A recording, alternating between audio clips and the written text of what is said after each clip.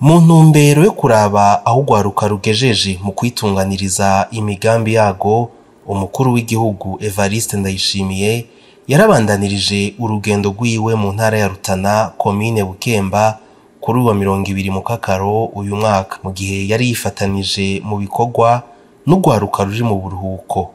Ku musozi Gihofi, umukuru w'igihugu yarahanuye urwaruka kwirinda ingeso zo gufata ibiyayuramutwe. Umwana, indero y'umwana iva hasi. Niwo mugani, indero y'umwana iva hasi. Bane mugira indero nziza. Indero none ubushikiranganje bwite ubushikiranganje bw'indero, mutegerezwa gukura mufise inyifata ibereye muri abana barezwe. Umwana yarezwe rero nuwuzi kubungabunga ubuzima bwiwe. Ibi yaruramutwe heba naje nusura no kubirota. Ntimuje mu bintu biboreza, ntimuje mu bintu by'ibiyayuramutwe. Kubera iki? Ubu bwenge Imana yaturemanye dushobora kubwonona ntagire ico tuzovamo. Nabonye abana banywa hari ibintu bita ngo booster.